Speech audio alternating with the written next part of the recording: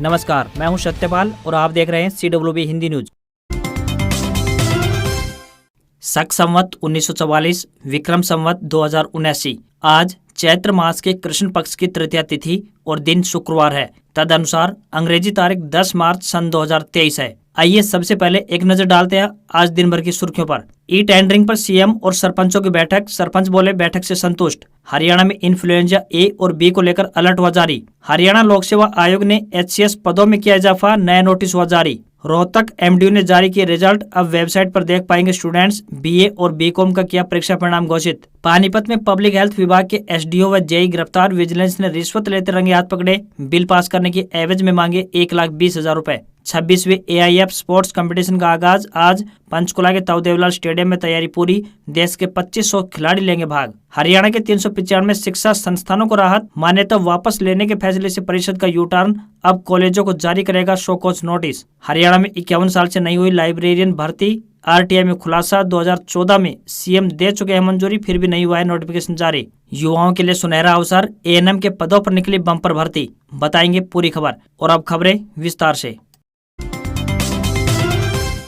हरियाणा मौसम अपडेट। हरियाणा में मौसम को लेकर बड़ी अपडेट। हरियाणा में मार्च के महीने में तापमान में हल्की से लेकर मध्यम बढ़ोतरी देखने को मिल रही है, जिस वजह से मौसम अभी तक परिवर्तनशील बन रहा है। मौसम विभाग ने 13 मार्च तक का पूर्वानुमान जारी किया है। मौसम विभाग के मुताबिक आने वाले दिनों में लगातार पश्चिमी विक्षोभ सक्रिय होते दिखाई देंगे, जिससे मौसम परिवर्तनशील बना रहेगा। चौधरी चरण सिंह हरियाणा कृषि विश्वविद्यालय हिसार कृषि मौसम विज्ञान विभाग ने बताया कि हरियाणा राज्य में मौसम आमतौर पर 13 मार्च तक परिवर्तनशील रहने की संभावना है। इस दौरान 11 मार्च तक मौसम आमतौर पर साफ व खुश्क, जिससे दिन के तापमान में हल्की बढ़ोतरी संभावित है। आगे बताया कि पश्चिमी विक्षोभ के आंशिक प्रभाव से राज्य के ज्यादातर क्षेत्रों में 12 व 13 मार्च को आंशिक बादलवाई रहने तथा बीच बीच में हवाएं चलने की आशंका है। इसके प्रभाव से 2 दिन के तापमान में हल्की गिरावट तथा रात्रि तापमान में हल्की बढ़ोतरी देखने को मिल सकती है। वहीं 14 मार्च से हरियाणा के मौसम में बदलाव देखने को मिल सकता है।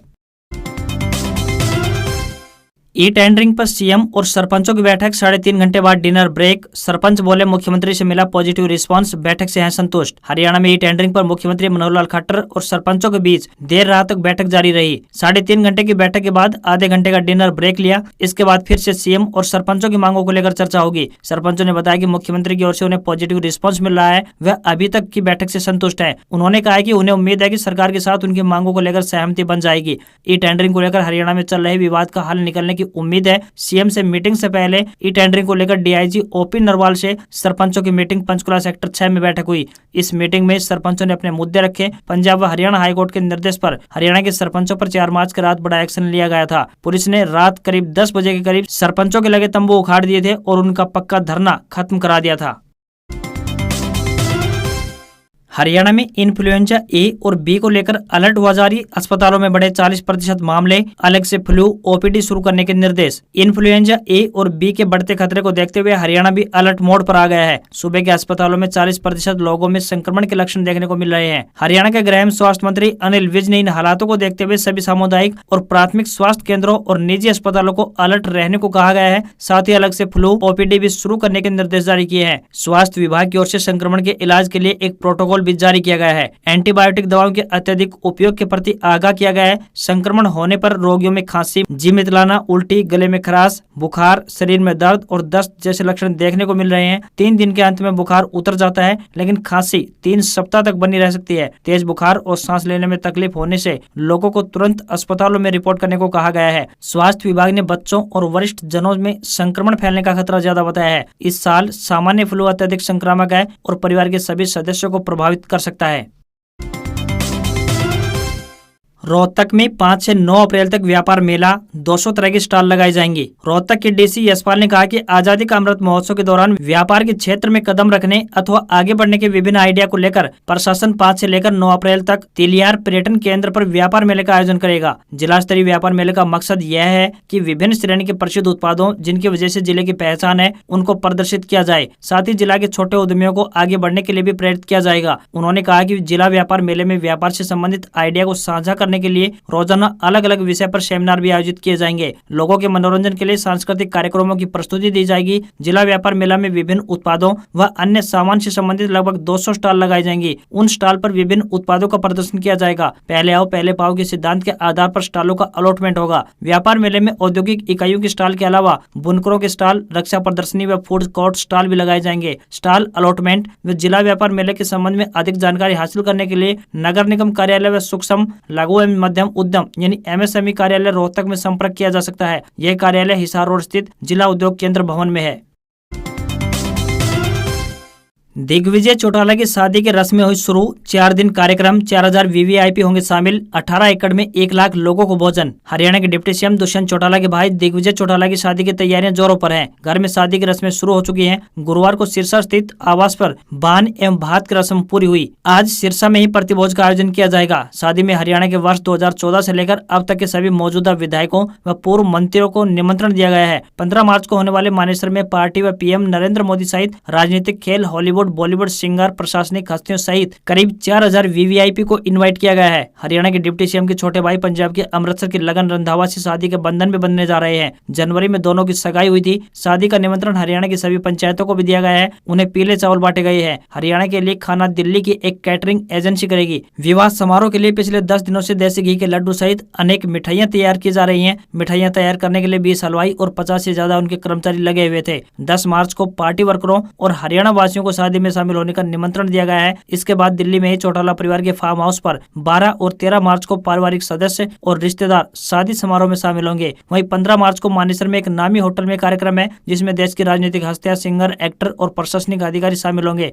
दिग्विजय चौटाला खुद बॉलीवुड स्टार सलमान खान, सिंगर कैलाश खेर, महाराष्ट्र के मुख्यमंत्री, पतंजलि अध्यक्ष बाबा रामदेव को शादी का निमंत्रण दिया है। अजय चौटाला ने पंजाब के पूर्व CM प्रकाश सिंह बादल को भी बेटे की शादी का निमंत्रण दिया है। हिसार के HAU में किसान मेला आज। कृषि मंत्री JP दलाल करेंगे उद्घाटन। 246 स्टॉल लगेंगी। किसानों को 30 लाख के इनाम बटेंगे। हरियाणा कृषि विश्वविद्यालय यानी HAU हिसार में आज से हरियाणा कृषि विकास मेला आरंभ होने जा रहा है। इसका उद्घाटन कृषि मंत्री JP दलाल करेंगे, जबकि 12 मार्च को मेले के समापन पर हरियाणा के मुख्यमंत्री मनोहर लाल खट्टर किसानों से मुलाकात करेंगे। 10 मार्च को मेले का मुख्य विषय स्टिक खेती और फसल विविधीकरण है। 11 मार्च को मिलेट, एक सुपर फूड और प्राकृतिक खेती व 12 मार्च को कृषि नवाचार मुख्य विषय होंगे। मेले के तीनों दिन पंजीकृत किसानों का लकी ड्रा निकाला जाएगा, जिसमें इनाम के रूप में ट्रैक्टर मिलेंगे। इसके लिए HAU के मेला ग्राउंड में भी पंजीकरण करने के लिए काउंटर लगाए गए हैं। जो पंजीकृत किसान मेले में उपस्थित होगा उन्हें ही इनाम का हकदार माना जाएगा। कुलपति ने बताया कि मेले में किसानों को 30 लाख रुपए तक के इनाम वितरित किए जाएंगे। लकी ड्रा के दौरान किसानों का मौके पर मौजूद होना अनिवार्य है। उन्होंने कहा कि मेले में 246 स्टॉल लगाई जाएंगी। इसमें बीज, fertilizer, insecticide, pesticides, self help group, machinery, मोटा अनाज विषय पर काम करने वाले किसान, कृषि से संबंधित विभाग, स्टार्टअप व विश्वविद्यालय के विभिन्न विभागों का स्टॉल भी शामिल होंगे। अब मिड डे मील में अपनी पसंद का खाना खाएंगे स्कूली बच्चे। हरियाणा शिक्षा विभाग का बड़ा फैसला। हरियाणा के सरकारी स्कूलों में पढ़ने वाले छात्रों के लिए एक अच्छी खबर सामने आई है। बता दें कि शिक्षा विभाग मिड डे मील योजना का मूल्यांकन करने जा रहा है। इस योजना के तहत छात्रों को जो भोजन मिल रहा है वह कितना स्वादिष्ट है और उसमें डाली गई रेसिपी को लेकर भी मंथन होगा। इसमें कुछ नई रेसिपी जोड़ने पर भी विचार हो सकता है। इस मंथन में मौलिक शिक्षा निदेशक ने प्रदेश के सभी शिक्षा अधिकारियों की एक बैठक बुलाई है, ताकि मिड डे मील योजना की समीक्षा की जा सके। आंकड़ों के मुताबिक प्रदेश में करीब 15 लाख स्कूली बच्चे इस योजना का लाभ उठा रहे हैं। सरकारी स्कूलों में परोसे जाने वाले मिड डे मील की रोजाना रेसिपी क्या होगी, इसका निर्णय खुद छात्र ले सकेंगे। बता दें कि अब अधिकांश छात्र जिस खाने की मांग करेंगे वही खाना उनके लिए बनाया जाएगा। हालांकि रेसिपी वही रहेगी, लेकिन जिस दिन वो जैसा चाहेंगे वैसा भोजन खा सकेंगे। शिक्षा विभाग का कहना है कि मिड डे मील योजना में स्कूली बच्चों की रुचि बढ़े, इसके लिए समय के हिसाब से इसमें बदलाव बेहद जरूरी है। मशहूर एक्टर, डायरेक्टर, प्रोड्यूसर और राइटर सतीश कौशिक अब इस दुनिया में नहीं रहे। वे 67 साल के थे। 1985 में उन्होंने शशि कौशिक से शादी की थी। 2 साल की उम्र में उनके बेटे का निधन हो गया था। सतीश कौशिक का बुधवार रात 1:30 बजे दिल्ली में निधन हो गया। वे दिल्ली में होली के कार्यक्रम में शामिल होने के लिए आए थे। दिल्ली के दीनदयाल अस्पताल में उनके शव का पोस्टमार्टम कराया गया। पोस्टमार्टम रिपोर्ट में मौत की वजह कार्डियक अरेस्ट बताई गई। उनकी पार्थिव देह मुंबई स्थित उनके घर लाई गई, जहाँ से उनकी अंतिम यात्रा निकाली गई थी। वर्सोवा के शमशान घाट में उनका अंतिम अंतिम संस्कार हो चुका है। सतीश कौशिक के भतीजे निशांत कौशिक ने मीडिया को बताया कि उनका निधन हार्ट अटैक की वजह से हुआ। उनकी अंतिम यात्रा में शामिल होने के लिए बॉलीवुड सेलेब्स उनके घर पहुंचे। जावेद अख्तर, अनुपम खेर, राज बब्बर, रणबीर कपूर, फरहान अख्तर, अभिषेक बच्चन, इला अरुण सहित कई सेलेब्स सतीश कौशिक की अंतिम यात्रा में शामिल हुए। सतीश कौशिक के निधन की जानकारी सुबह अनुपम खेर ने ट्वीट करके दी। अनुपम खेर ने श्रद्धांजलि देते हुए लिखा, जानता हूँ मृत्यु ही इस दुनिया का अंतिम सच है, पर यह बात मैं जीते जी कभी अपने जिगरी दोस्त यानी सतीश कौशिक के बारे में लिखूंगा, ये मैंने सपने में भी नहीं सोचा था। 45 साल की दोस्ती पर ऐसे पूर्ण विराम लगेगा। Life will never be the same without you Satish, ओम शांति। सतीश ने 1983 में बॉलीवुड में कदम रखा था। सतीश को पहचान 1987 में आई फिल्म मिस्टर इंडिया से मिली थी। इसके बाद उन्होंने 1997 में दीवाना मस्ताना में पप्पू पेजर का किरदार निभाया था। सतीश को 1990 में राम लखन के लिए तो वहीं 1997 में साजन चले ससुराल के लिए सर्वश्रेष्ठ हास्य अभिनेता का फिल्म फेयर पुरस्कार मिला था। प्रधानमंत्री नरेंद्र मोदी ने सतीश कौशिक को श्रद्धांजलि देते हुए ट्वीट लिखा। उन्होंने लिखा, सतीश कौशिक जी का निधन दुखद है। वे क्रिएटिव जीनियस थे। उन्होंने अपनी एक्टिंग और डायरेक्शन दोनों से लोगों का दिल जीता है। उनका काम हमेशा मनोरंजन करता रहेगा। उनके परिवार और चाहने वालों के लिए संवेदनाएं। वहीं भारतीय राष्ट्रीय अध्यक्ष जेपी नड्डा, यूपी के मुख्यमंत्री योगी आदित्यनाथ, एमपी के मुख्यमंत्री शिवराज सिंह चौहान, एक्ट्रेस कंगना रनौत, एक्टर अक्षय कुमार, सुनील शेट्टी, अजय देवगन, अभिषेक बच्चन सहित कई हस्तियों ने कौशिक के निधन पर शोक जताया है।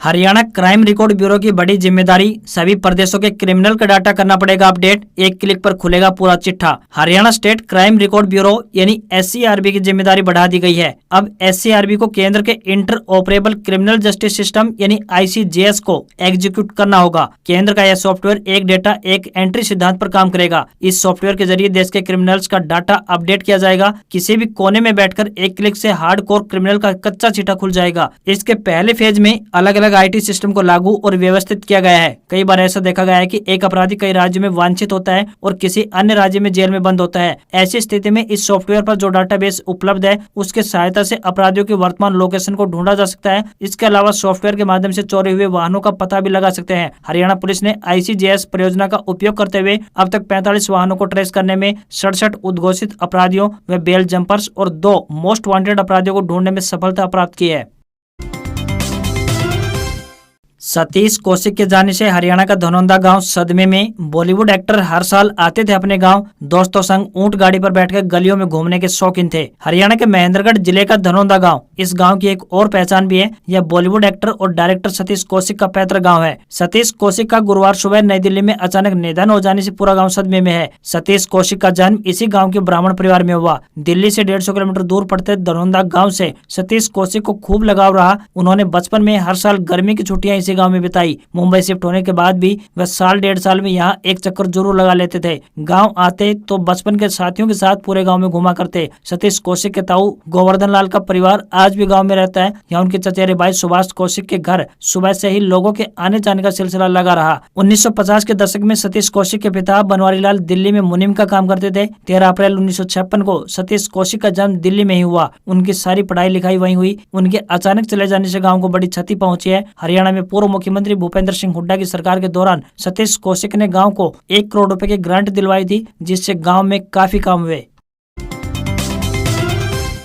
हरियाणा के मुख्यमंत्री मनोहर लाल ने कहा है कि हर समाज में संत महापुरुष हुए हैं। उनकी शिक्षाओं को जन जन तक पहुंचाने के लिए संत महापुरुष सम्मान एवं विचार प्रसार योजना को लागू किया गया है। इसके लिए 10 करोड़ रुपए से अधिक के बजट का भी प्रावधान किया गया है। मुख्यमंत्री ने प्रदेश भर से आए अनुसूचित जाति समाज के प्रतिनिधियों से मुलाकात के दौरान ये घोषणा की है। इस दौरान पर जन स्वास्थ्य एवं सहकारिता मंत्री डॉक्टर बनवारी लाल, MP कृष्णलाल पंवार, सुनीता दुग्गल भी मौजूद रही। वहीं मुख्यमंत्री ने कहा कि संतों की शिक्षाएं बहुत ही प्रभावी और कारगर होती है। समाज में संतों की धारा का प्रचलन हो, इसके लिए संत कबीरदास, संत रविदास, महर्षि वाल्मीकि सहित अनेक महापुरुषों के जन्म दिवस सरकारी तौर पर मनाए जा रहे हैं। इसमें हर वर्ग के महापुरुषों को शामिल किया गया है। उन्होंने कहा कि अप्रैल महीने में धन्ना भगत की जयंती भी सरकारी तौर पर मनाई जाएगी। मुख्यमंत्री ने इस अवसर पर कहा कि उद्योग लगाने के लिए अनुसूचित जाति के युवाओं को भूमि खरीद पर 20% रियायत प्रदान की जा रही है। इसलिए युवाओं को जॉब लेने की बजाय जॉब देने वाला बनना चाहिए।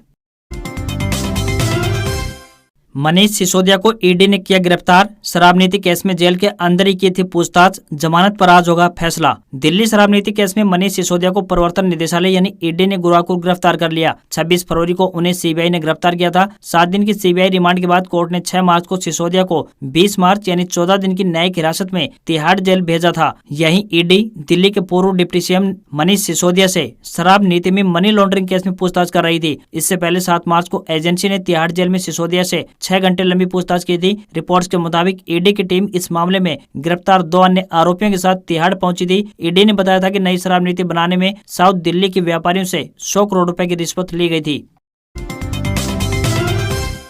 DHFWS Panipat jobs update. युवाओं के लिए सुनहरा अवसर, ANM के पदों पर निकली बम्पर भर्ती। District and health family welfare society Panipat के द्वारा ANM के पदों पर भर्ती के लिए आवेदन मांगे गए हैं। जो भी उम्मीदवार इन पदों के लिए इच्छुक हैं वे आवेदन भेज सकते हैं। आवेदन करने की अंतिम तिथि 15 मार्च 2023 तय की गई है। वहीं दस्तावेज सत्यापन की तिथि 21 और 22 मार्च 2023 है। लिखित परीक्षा व कंप्यूटर परीक्षा की तिथि 24 मार्च 2023 तय की गई है। उम्मीदवार किसी भी मान्यता प्राप्त संस्थान से ANM डिप्लोमा धारक होना चाहिए। वहीं हरियाणा नर्सेज रजिस्ट्रेशन काउंसिल से रजिस्टर भी होना चाहिए तथा 10वीं कक्षा में हिंदी या संस्कृत विषय होना अवश्य चाहिए। किसी भी वर्ग के उम्मीदवार को कोई भी आवेदन शुल्क नहीं जमा करना होगा। न्यूनतम आयु 18 वर्ष और अधिकतम आयु 42 वर्ष निर्धारित की गई है। इन पदों के लिए आपको ऑफलाइन आवेदन भेजने होंगे।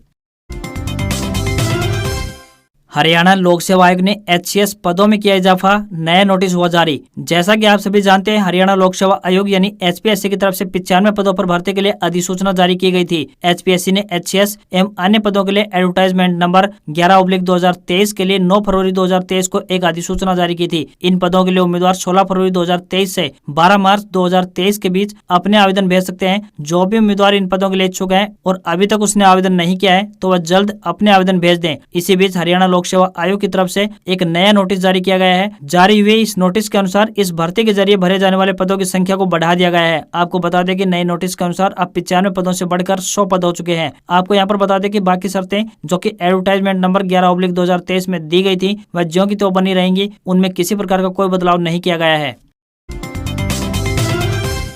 अडानी ग्रुप के 10 में से 6 शेयरों में तेजी। फ्लैगशिप कंपनी एंटरप्राइजेज का शेयर करीब 5% गिरा। सेंसेक्स 541 अंक गिरकर 59,806 के स्तर पर बंद। भारतीय शेयर बाजार में हफ्ते के चौथे कारोबारी दिन गिरावट देखने को मिली है। सेंसेक्स 541 अंक गिरकर 59,806 के स्तर पर बंद हुआ। वहीं निफ्टी की बात करें तो 164 अंकों की गिरावट रही। यह 17,589 के स्तर पर बंद हुआ। सेंसेक्स से 30 शेयरों में से 23 शेयरों में गिरावट देखने को मिली तो वहीं 7 शेयरों में तेजी रही। अडानी ग्रुप के 10 शेयरों में से 8 में तेजी दिखाई दी। ग्रुप की फ्लैगशिप कंपनी यानी सबसे महत्वपूर्ण कंपनी अडानी एंटरप्राइजेज का शेयर 4.82% गिरकर 1941 रुपए के स्तर पर बंद हुआ। वहीं सराफा बाजार की बात करें तो सोने में तेजी और चांदी में गिरावट देखने को मिली है। 24 कैरेट सोना 55,286 रुपए प्रति 10 ग्राम के स्तर पर बंद हुआ। चांदी की बात करें तो ये 61,793 रुपए प्रति किलोग्राम पर पहुंच गई है। डॉलर रुपया के मुकाबले 7 पैसे मजबूत हुआ है। $1 का रेट 82 रुपए 2 पैसे के स्तर पर बंद हुआ। आज खबरों में इतना ही। देखते रहिए CWB हिंदी न्यूज। नमस्कार। देश दुनिया की ताजा तरीन खबरों से जुड़े रहने के लिए CWB हेडलाइंस चैनल को अवश्य ज्वाइन, शेयर व सब्सक्राइब करें। नमस्कार।